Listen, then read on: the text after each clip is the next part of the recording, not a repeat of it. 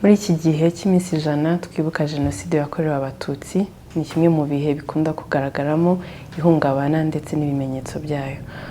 Kenshi tukabiha inyito zitandukanye.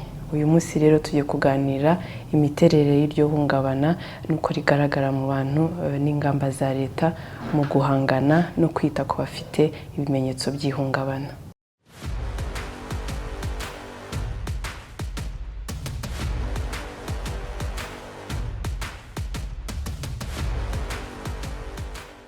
Uyu munsi rero ntabwo ndi njyenyine muko dukomeza kuganira ku iyo nsanganyamatsiko, ndi kumwe n'abatumirwa bari budufashe kurushaho gusobanukirwa no kumva neza insanganyamatsiko y'uyu munsi. Ndi kumwe na Anne-Marie Bamukundi, akaba ari umukozi wa RBC ukora mu ishami ryo kwita ku buzima bwo mu mutwe. Anne-Marie, turakwakiriye. Yego. Turi kumwe kandi na Julienne Murorunkwere, akaba ari umukozi wa Vega ukorera by'umwihariko mu karere ka Bugesera, ushinzwe kwita ku buzima bwo mu mutwe. Julienne, turakwakiriye. Murakoze.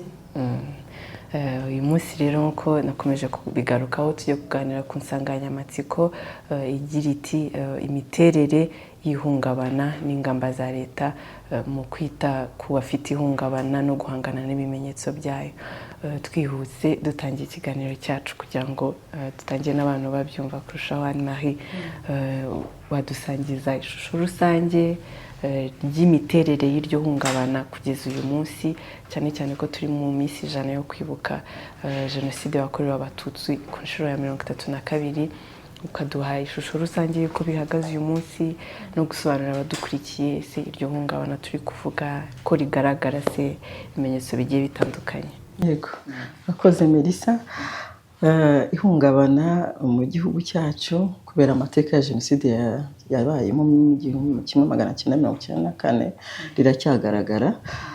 Ubushakashatsi bwari bwagaragaje ko ikibazo cy'ihungabana cyane mu barokotse jenoside yakorewe abatutsi kiri ku rugero rwo hejuru, hari ku kigero cya 27%, ariko tugendeye noneho ku mibare y'abagaragaza cyane ibimenyetso by'ihungabana mu gihe cyo kwibuka, umwaka ushize twari twagize abantu mu gihugu 2184 bari bagaragaye icyo kibazo cy'ihungabana. Turabakurikirana.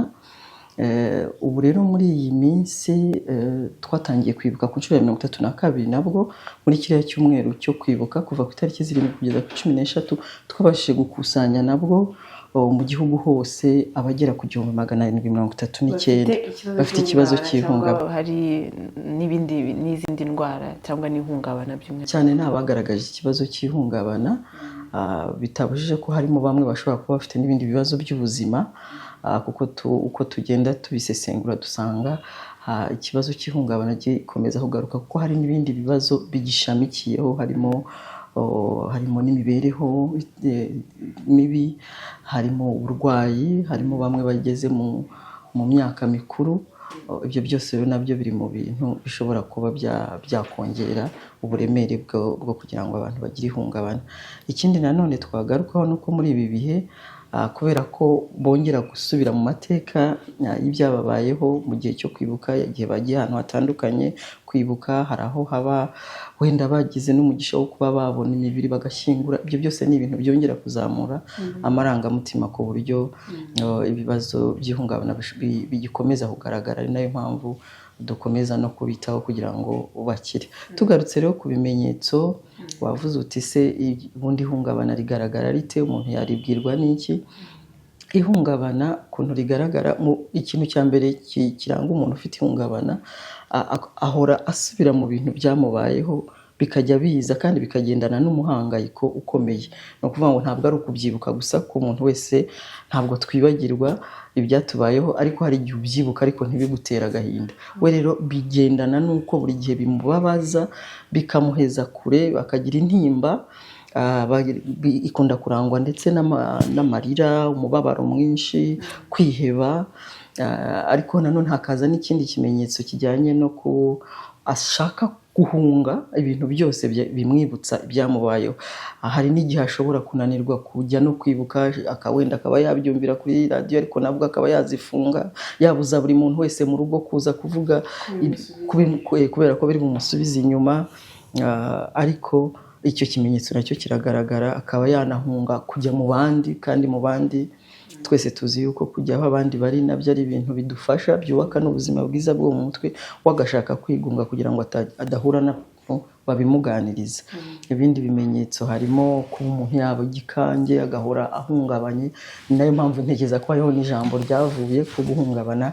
Twese turabona n'umuntu wagize bya bimenyetso cyane cyane nko mu gihe cyo kwibuka, abona ariruka, aravuza induru, afite ubwoba bwinshi. Ubwoba bwinshi ni ikimenyetso gikunda kugaragara kubera ko akenshi aba yasubiye muri bya bihe akabibona nk'aho birimo kuba nka filime. Icyo gihe rero na nyuma yaho cyangwa na mbere, kuko ihungabana hari igihe turibona kiriya gihe mu gihe cyo kwibuka, ariko akenshi umuntu bibaho hari igihe n'ubundi aba asanzwe afite iryo hungabana agendana, wenda ritagaragarira amaso y'abantu ariko rihari n'ubundi, ahora ashikuka, ikintu cyakomaka akagira ubwoba bwinshi, agahora atekereza, bikunda gutuma agira n'imitekerereze kuri we navuga ngo itariyo, akaba yakumva atakiri umuntu mwiza, kumva nta kintu agishoboye, kumva yihebye nyine, ku buryo yumva n'abantu barabaye babi, n'isi yarabaye mbi, ku buryo bituma arangwa ashobora no kugira umushiha, ukabona arakazwa n'ubusa, ukabona ari umuntu utishimye. Atabizi, ashobora kutabimenya, kimwe n'uko ashobora kubimenya akaba yafatana n'urugendo rwo gukira, kuko hari bimwe umuntu ashobora kumenya ko yahindutse. Iyo izo mpinduka zimubaho, hari bimwe ashobora kumenya, nk'ubu tubivuze, ashobora kubimenya ko ahora atekereza ibyamubayeho, yaba ari mu ishuri, yaba ari mu kazi, yaba aryamye, kubura ibitotsi bikunda kugaragaramo. Icyo gihe rero umuntu yiyumvishe ko yaba afite ibyo bimenyetso, aba ashobora nawe gutera intambwe, ariko hari ushobora no kutabimenya cyangwa akabifata nk'ibintu byoroshye biri bugende, kandi bishobora gukomeza, kandi ariko bikomeza kumugirira nabi ku buzima bwe bwo mu mutwe, bikamubuza gukora inshingano ze ndetse no kwiteza imbere. Ni byiza ko ndumva n'abadukurikiye ashobora kuba uko bigarutseho hari ufite bimwe muri ibyo bimenyetso, ariko atarazi ko bishobora kuba ari iryo hungabana, kuko ihungabana ngira ngo ni indwara nk'izindi ndwara z'ubuzima bwo mu mutwe. Rero wowe udukurikiye ushobora kumva, cyangwa se uzi na mugenzi wawe ushobora kuba afite bimwe muri ibyo bimenyetso Anne Marie adusangije, ni byiza ko watangira urugendo cyangwa ukanamushishikariza gutangira urugendo rwo kwivuza ubwo burwayi bwo mu mutwe. Hari ikintu ugarutseho cy'uko hari igihe umuntu ashobora no kuba abana n'ibyo bimenyetso ugarutseho mu buzima busanzwe, ariko mu gihe cy'icyunamo, mu gihe cyo kwibuka, akaba aribwo bya bimenyetso bigaragara cyane. Kenshi hari n'abantu bakunze kwibaza, ese ibyo bimenyetso cyangwa ihungabana no mu buzima busanzwe bishobora kuba, ubundi kuki bibaho mu gihe cyo kwibuka? Niba ariko nabibaza, cyangwa se hari ibindi bihe bishobora gutuma iryo hungabana naryo rigaragara, kuko abenshi dukunda, ngira ngo barahita wenda banumviraho, hari inyito bakunze guhereza ihungabana bakaryita ukundi.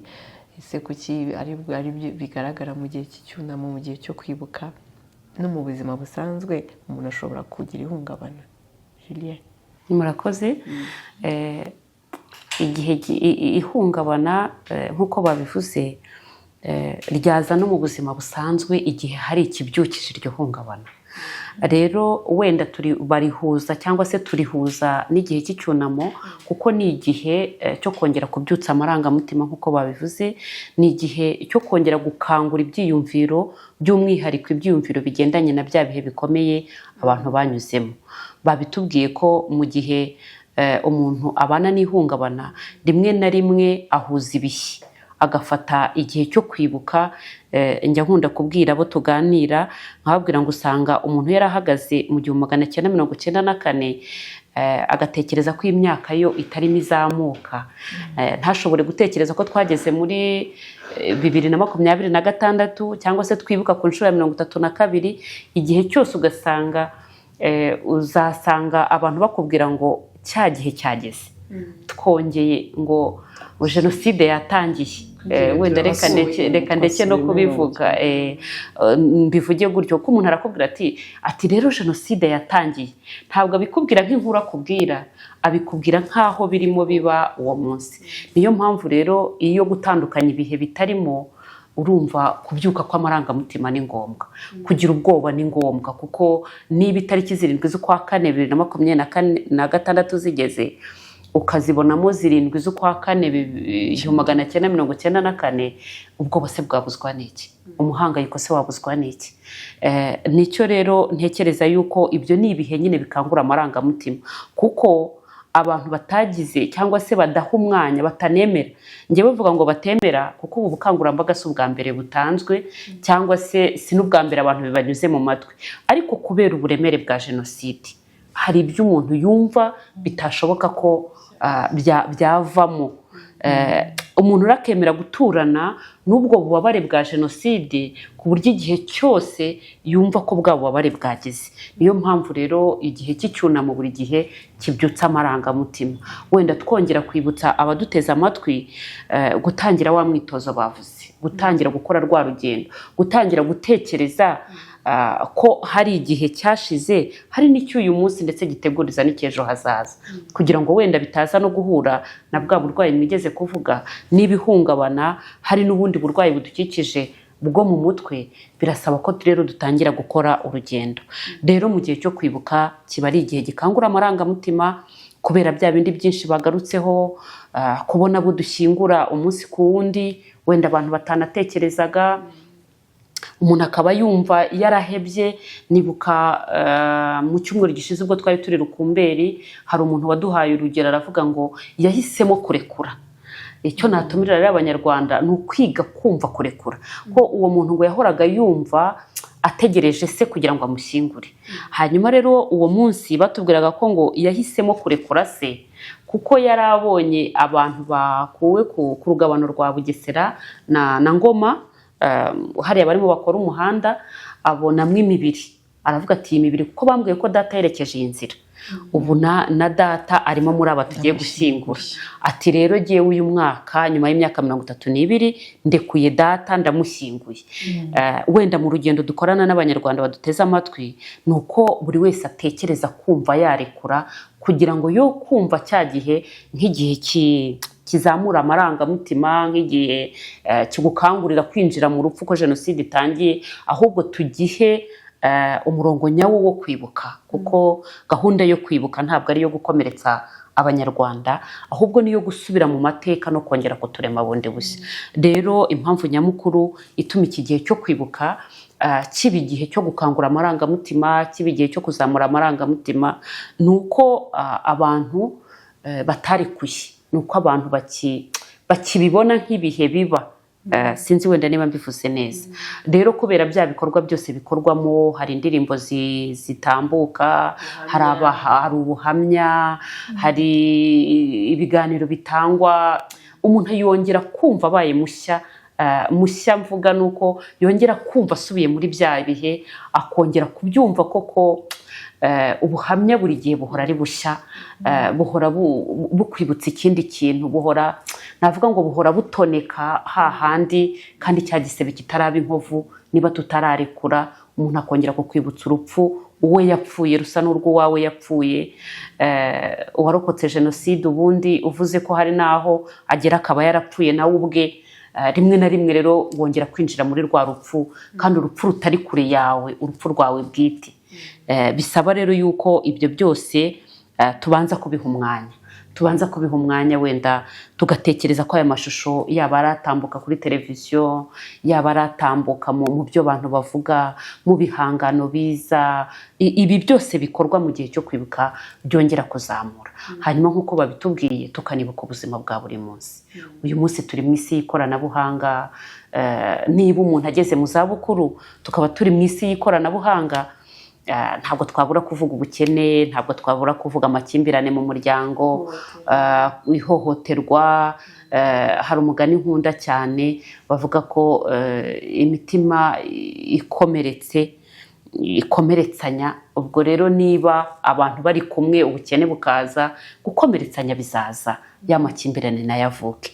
Usange rero kamwe karagenda kabyara kandi wa mugozi muremure uturuka muri bya bihe avuga ati wenda iyo ngira naka, wenda iyo ngira naka, bituma avuga ati wenda iyo ngira naka nta nubwo nari gushaka uyu mugabo, wenda iyo ngira naka nta nubwo abana bari kumereraho nabi. Nari ndimo numva abantu barimo babivuga mu kanya, umuntu avuga ati nitugira gutya abana bazagira uburere, wenda ntibazumva na cya cyuho gihari mu muryango nyarwanda, kuko icyo cyuho nacyo gifata uruhare rukomeye, bigatuma rero cya gihe cyo kwibuka abantu batinda ku cyuho, batinda ku bukene, kuri bya bihe banyuramo hakiyongeramo ibyo banyuzemo bikaremereza ubuzima. Urakoze cyane, ariko nanone nubwo ubu bivuze ko ari ukwiga kurekura kugira ngo n'umuntu atandukane n'ihungabana, atagira n'utwumva akagira ngo ubwo se ku ishuri haryo ubwo yaratsinzwe mu buzima n'urugendo, gukira ihungabana n'urugendo, ntihagire uwumva ko rwose rwa buri wese gufashanya ni umunsi ku wundi. Uyu munsi wenda biracyakugoye kujya aho mu bikorwa byo kwibuka, biracyakugoye se gushaka izo serivisi, biracyakugoye byinshi, ariko n'urugendo kandi ntabwo ntarirarenga n'uyu munsi umuntu yatangira gukira urwo rugendo. Muri urwo rugendo nyine tukuri gukomeza kuvuga hari ingamba za leta, nk'uko tuvuze turi kugaruka cyane kuri jenoside yakorewe abatutsi, uko nyine turi mu minsi 100 yo kwibuka, ariko n'ihungabana wabigarutseho no mu buzima busanzwe na nyuma y'iminsi 100 riba rigihari. Ni izihe ngamba za leta mu guhangana n'irihungabana no kwita ku barifite, by'umwihariko ubwo muri iyi minsi 100 yego yo kwibuka, ariko na nyuma cyangwa mbere nakwita mu buzima busanzwe? Murakoze. Nk'uko nahoze mbivuga, ingamba za leta mu guhangana n'ikibazo cy'ihungabana zirahari, zashyizweho, cyane cyane harimo gukomeza gukora ubukangurambaga kugira ngo abantu basobanukirwe n'ihungabana icyo ari cyo, binyuze ku maradiyo, ku mateleviziyo, ku mbuga nkoranyambaga, kugira ngo abantu basobanukirwe ihungabana, ibimenyetso biriranga, aho serivisi ziherereye. Ikindi leta yashyizemo imbaraga ni ukwegereza serivisi abaturage, kugira ngo abantu babone serivisi hafi yabo. Mu bigo nderabuzima murabizi yuko dufitemo abakozi bashinzwe kwita ku buzima bwo mu mutwe bari hafi y'aho abantu batuye, barishyura serivisi kuri mituweli, imiti nayo kuyegereza, kuko hari igihe ihungabana rishobora gukura rikaba ritakizwa gusa n'ikiganiro gikiza, bikaba ngombwa ko umuntu ahabwa n'umuti nawe akawubona hafi ku giciro cyiza. Ikindi navuga ni ukongera imbaraga n'ubushobozi mu bakozi bari mu ibyo bigo nderabuzima ndetse no mu bitaro by'uturere n'ibya province, kugira ngo batange serivisi nziza, yaba ari ubwo ndavuga kongera ubushobozi mu matraining atandukanye, mu maproje atandukanye, kugira ngo abantu bige gufasha umuntu ufite ihungabana, bumve ko rishobora no gukura rikabyara izindi ndwara, ko bishobora ndetse kugera no ku bana babo, bige uburyo dushobora gufasha ndetse no kurinda, gukumira ko ihungabana ryagera kuri generasiyo ikurikiraho, kuko umubyeyi iyo adafashijwe ngo akire ashobora kubiha abana.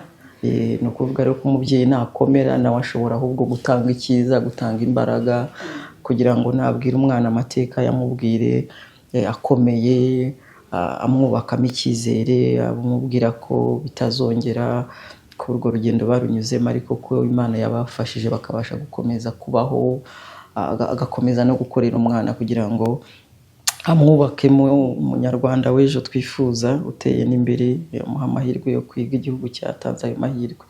Ikindi navuga ku bijyanye no gukurikirana abafite ikibazo cy'ihungabana, nabyo byashyizwemo imbaraga, dufatanya ndetse na Viga, murabizi ko tujya dufatanya, dukora ibyo bikorwa ngarukamwaka, kenshi biba na mbere, cyane cyane nko muri iki gihe cy'iminsi 100 twenda kuyitangira, tugira iyo gahunda yo kujya gukurikirana ba bantu twabonye, ba bantu bagaragaje ihungabana, ndetse na nyuma kenshi biba nka 2 mu mwaka, ariko akaba ari n'ibikorwa biba bikomeza kubera ko abegereye abagize ikibazo cy'ihungabana aho batuye biba byoroshye ko babaha amarandevu bakaba babasha kuza kwitabira, yaba ari ibiganiro mu matsinda, yaba ari ibiganiro umuntu ku giti cye, kugira ngo babashe gukorana urugendo kugira ngo umuntu yongere yegere, atinyuke, ko amarangamutima nk'uko twahoze tuvuga arimo ubwoba, arimo agahinda, arimo umubabaro, arimo bwa bwigunge. Ariko iyo umuntu ari kumwe n'umushinzwe iby'ubuzima bwo mu mutwe, inzobere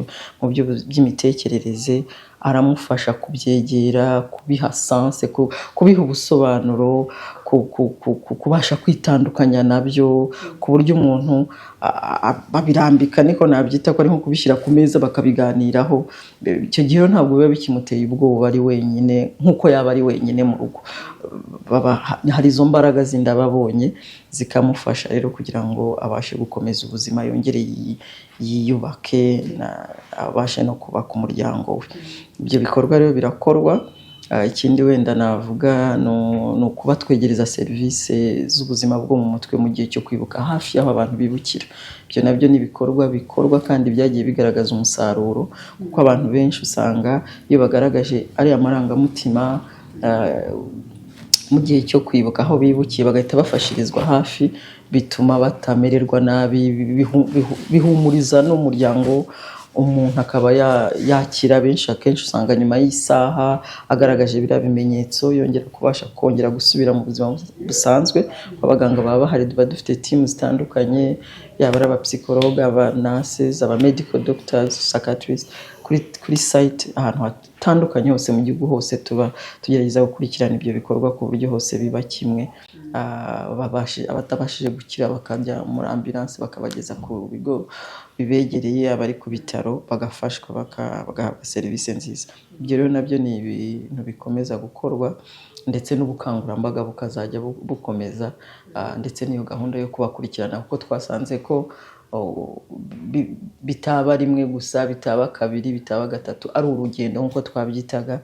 Bigasaba rero ko tuzakomeza gushyiramo imbaraga kugira ngo tunasubize cyane cyane bya bibazo bindi bishamikiye kuri ryahungabana, aho dukorera n'ubuvugizi ku bibazo nk'ibyo by'imibereho twavugaga, dukoranye n'inzego z'ibanze, dukoranye na Minubumwe, na Minisiteri y'Ubumwe bw'Abanyarwanda, kugira ngo niba hari aho bashobora gufasha, ari inkunga bamuha, ari ubufasha runaka, ari ukujya mu mishinga, tubakangurire gahunda zose za leta zaba zihari zituma bagira amahirwe yo gutera imbere nk'abandi, ntibaheranwe n'ihungabana, ahubwo bakajya mbere. Yego, urakoze cyane.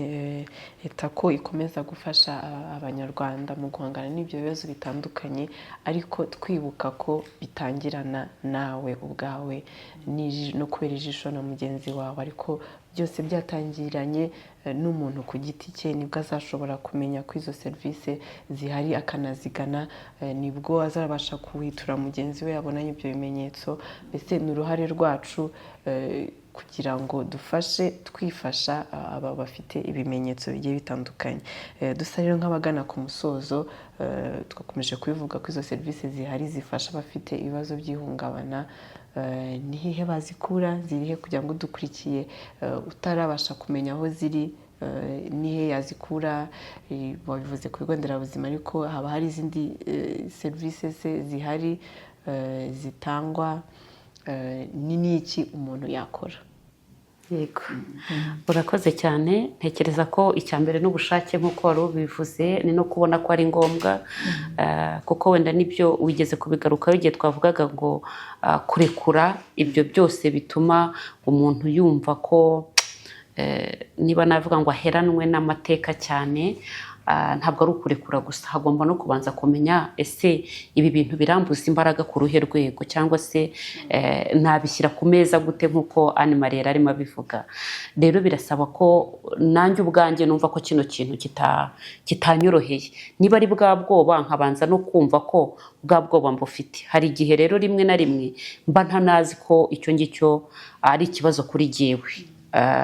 iyo turebye uyu munsi turimo turibuka jenoside ku nshuro ya 32, ariko iyo ndimo nganira n'abantu usanga rimwe na rimwe ububabare bwa jenoside abantu baramaze kubuhuza n'ubuzima, ku buryo usanga no kubutandukanya n'ubuzima bigoye. Akaba ariyo mpamvu icya mbere dusaba yaba uduteze amatwi, yaba uzumva ibiganiro bitandukanye, yaba uzahura n'ubukangurambaga, kugira umwanya nawe wo kureba muri we, wo gusuzuma no kumva ese koko hari ikindi nkeneye kugira ngo gishobore kumfasha kuri ubu bwoba ngaragaza, hari ikindi nkeneye kugira ngo nshobore kumva nanjye wenda nshobora kugenda kandi nkomeye numva ameze neza. Rero birasaba yuko buri wese atera intambwe kuri urwo rugendo rwo kwireba we ubwe, hanyuma yamara kumenya we ubwe agashobora gutera intambwe kugira ngo ashobore kugera aho ubufasha butangirwa. Ndimo ndabivuga nk'uko bavuga guti ku kigo nderabuzima. Nibuka mu minsi yashize, muri iyi minsi iki cyumweru cy'icyunamo, umwe mu bayobozi w'akagari yarampamagaye nka saa 8 z'ijoro, kuko hari igihe nyine umuntu yumva akavuga ati hari umujyanama nzi ubanza ari we waza gufasha uyu muntu ku buryo wenda bukwiye. Saa 8 z'ijoro ampamagaye, ndamubwira nti rero umuntu ni mumufate mumugeze ku kigo nderabuzima. Arambwira ngo no, ko se ku kigo nderabuzima niho yahererwa ubufasha, ahubwo reka dushaka ambulance tumujyane ku bitaro. Ndabwira nti hafi ye niho bari bumuhe ubufasha bahereye ku kibazo ari bubagaragaza.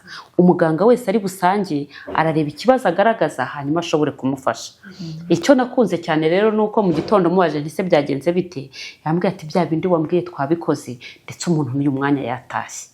Rero bivuga ngo ageze ku kigo nderabuzima ibimenyetso agaragaza umuganga wese asanzeyo. Rero mu kigo nderabuzima ni kimwe n'andi mavuriro, bazareba ibyo bimenyetso umuntu agaragaza bamwohereze aho ashobora guhererwa serivisi. Niba se muri we yumva bya bimenyetso bihari, nkuko twabivuga ngo buri wese abanze yumve muri we, hari mirongo itishyurwa. Iyo mirongo itishyurwa yayihamagara, wenda ubanza ntari bushobore kubivuga cyane, ariko ubwo ndi kumwe na Anne Marie araza kutubwira uwa RBC, aze kutubwira uwa Sami, ariko Avega ni 794. Tekereze yuko umuntu wese muri iki gihugu 7 azi ikibazo igisobanuro, kanarayizi 94. Ibyo ngibyo byo ni ibintu abantu bafata mu mutwe. Ngira ngo RBC ni 1114. Yego, hanyuma Sami ni 912. Yego, ariko ntekereza ko Safu, Ibuka nabo bagira imirongo itishyurwa, wenda ubwo abaza kuyimenya nabo baraza kudufasha. Bivuga ngo rero jewe niba numva hari ibimenyetso mfite, nkuko babivuze hari ubwoba, ariko kandi hari n'ikindi abantu bagendana. Umuntu arakubwira ati kuki ari jye ugaragaza ibi bimenyetso. Ibyo ndimo ndabivuga kuko kuri site imwe muri iyi minsi umuntu yarahari rwose yaje, twari tugeze ahantu twibukiraga, baravuga ngo mushyire indabo aho mugeze hose, kuko ahantu hose abantu bahapfiriye. Umuntu ahita atekereza abantu be bose nyine bapfiriye aho hantu, aravuga ati hose hose hose, agendera muri iryo jambo. Hanyuma bahita bamuzana aho twafashirizaga. Mugeze iruhande, kuko yarariraga cyane, ariko yeguye amaso arambona, arambwira ati no, ati kubera iki jyewe, kuki se ari jye uri murira, kuki wowe utari murira, kuko twari tuziranye. Rero rimwe na rimwe umuntu agera n'ipfunwe ry'abari buze kumureba yagaragaje bya bimenyetso. Niba wumva rero n'iryo pfunwe rikirimo, hamagara iyo mirongo, baragufasha kandi bashobore kugufasha ku buryo bwimbitse. Ariko kandi hari n'uruhare rw'umuryango, kuko ibyo bimenyetso bigaragarira mu muryango. Wa munabi umuryango urawubona, kwa kudasinzira umuryango urabibona, kwa kwiheba umuryango urabibona, kwa kunanirwa kurya umuryango urabibona. Nibuka iyo turimo tuganira n'abagenerwa bikorwa, barakubwira ngo abana barabizi ku rwego iyo icyunamo kigeze bafunga radio kandi bakagenda bibombaritse, nko gutuma mama ababara, nko gutuma mama bigenda gutya, nko gutuma mama bigenda bitya, ugasanga abantu bose barigengesereye. Rero uko kwigengesera navuga ngo nibakubyaza umusaruro. Tuvuge ngo uyu muntu niba bimeze gutya, tukaba twagize amahirwe yo gukurikira kino kiganiro, turabikoraho iki, turamufashiriza hehe? Rero umuryango ushobora kugufasha, umuryango ushobora kuguba hafi, cyangwa se ukanakugeza aho ubufasha butangirwa. Njya nkunda kubwira abantu niba twemera ubwo ndavuga bizera mu matorero atandukanye, hari igihe kwemera tukuvanga n'amarangamutima yacu. Wenda uri butega amatwi rero iki kiganiro atekereze ko kugira uwo wemera, kugira uwo wumva ukumva kurusha abandi cyangwa gutega amatwi, nawo ni umuti wa mbere. Niba ari insengero tukaba dufite uwo twizera, tukaba dushobora kujya no mu ntebe ya penetensiya. Ejo nahoze nkurikirana Pastor Desire, sinibuka niba ariko yitwa, ariko aravuga ati kubera iki se jewe nahagarara mu ruhame ngo sinzi ko avuga yature, urakoze cyane, ngo kuki nahagarara mu ruhame ngo nature, nzabanza namenya se natuye unyumva arindi. Ibi bintu se byaza wenda kumvwa bikanumvwa n'utari bugire icyo abikoresha. Bivuga ko rero abantu barasabwa ko niba navuga ngo kongera kumva agaciro k'uwanyumva byimbitse kandi bifitiye akamaro. Hanyuma twibuke neza yuko nk'uko babivuze, hari ubuvuzi bw'ibiganiro, hari ubuvuzi bwatangirwa mu matsinda, hari ubuvuzi bwatangirwa aho hose hatandukanye, ariko mu by'ukuri muri bwa buryo bwizewe kandi bwagirira akamaro busabye. Rero reka dusabe ubufasha, kandi nidusaba ubufasha turabuhabwa kandi neza. Wenda icyo navuga mbere yo gusoza ni uko buri bufasha bwose ari ingenzi. Ndimo ndabivuga kuko Anne Marie yaravuze ati kwegereza serivisi aho abantu bibukiye bwa buryo abaganga baba bahari. Ndatanga ubuhamya butoya nahawe n'umuntu igihe twari turimo twibuka, twari akarere ka Bugesera kagirana niba navuga kagirana ubumwe n'akarere ka Ngoma. Utu turere twegeranye, dufite abanyabugesera baguye Ngoma, dufite n'abanyabugesera, dufite n'abanyangoma baguye Bugesera bambutse kiriya kiraro. Dufite abanyabugesera baguye ku Mugina, dufite n'abanyamugina baguye Bugesera. Bituma rero utwo turere twombi akarere ka Bugesera kajya kwibukirayo. Mu gihe twe twagiye Ngoma rero, Ngoma bibutse ku itariki 19, niyo mpamvu nimo mbigarukaho. Twajyanye n'umubyeyi, ariko uriya munsi muzi ko n'amashuri yari yatangiye. Ni umubyeyi uturuka Ngoma ariko tuyi Bugesera. Ntabwo nari mbizi, ariko kuko nyine iyo serivisi mba najyanye nayo, umuntu nabonaga ibimenyetso yagaragazaga. Rero ndagaruka ku buhamya yaduhaye. Yaravuze ngo we umugore we niwe uzi neza ibibazo agira. Rero yagiye ajyana n'umugore kugira ngo umugore amube hafi. Hanyuma aratubwira ngo nabonye undi mugore udasanzwe wanyitayeho, ngo kandi agaciro ke ni ingenzi kuri jyewe, ngo kuko ubundi naba ntagarutse, ubundi yaba yagiye mu bitaro, yaba yarembye. Bivuga ko rero iyi serivisi nayo ni ingenzi, ariko rimwe na rimwe ibyo dukora bituma na wa muntu yongera kumva agaruye ubuzima, ndetse bahise basaba randevu. Tuvuga ko bishobora kuzagira akamaro mu buzima bwe, wenda bikazatuma ashobora gukora urugendo rwo gukira no kubaho birushijeho. Murakoze cyane. Ndumva ikiganiro cyari cyiza, n'abadukurikiye hari icyo bakuyemo, ariko umusozo iminota yatujyanye. Ubutumwa buto muri iki gihe, ariko n'abantu bazakomeza kugenderaho na nyuma y'igihe cyo kwibuka. Yego murakoze. Nanjye ndumva ngana ku musozo, nakomeza kwihanganisha abazize ababuze imiryango yabo mu gihe cya Jenoside yakorewe Abatutsi muri iyi minsi 100 bakomere. Ikindi numva nababwira nuko batari bonyine, turahari kugira ngo tubumve. Minisiteri y'Ubuzima nk'uko navugaga yagiye ikoranye ndetse n'abafatanyabikorwa bakora mu by'ubuzima bwo mu mutwe, barahari kugira ngo babiteho, babafashe. Ntihagira umuntu wumva aremerewe, ntakagira ipfunwe ryo kuba yasanga abamufasha. Ikindi nanone nuko navuga ko no mu miryango twese tugire umutima wo kumva, wo kuba maso ku muntu ufite impinduka mu mitekerereze, muri aya marangamutima. Tube hafi babandi tuzi bafite intege nke, yaba ari abapfakazi, yaba ari abantu bafite intege nke, umuntu arabibona ko bakeneye kwitabwaho.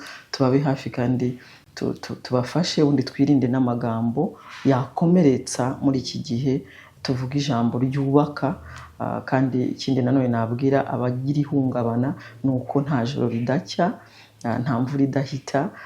Birashoboka rwose gukira no gukora urugendo, kandi bashyigikirwa, kandi nabo bakabaho ubuzima butarimo ihungabana. Murakoze cyane, ndabashimira cyane ko mwabanye natwe kandi mukadufasha gusobanukirwa insanganyamatsiko y'uyu munsi. ndashimira n'abadukurikiye muri iki kiganiro badukurikiye cyagaruka ku nsanganyamatsiko ivuga imiterere y'ihungabana n'ingamba za leta mu guhangana n'iryo hungabana no kwita ku barifite. Mwakoze cyane rero, twari kumwe na Anne-Marie Bamukunde, akaba ari umukozi wa RBC ukora mu ishami ryo kwita ku buzima bwo mu mutwe. Turagushimiye cyane. Twari kumwe kandi na Julienne Murorunkwere, akaba ari umukozi wa Vega ukorera mu karere ka Bugesera.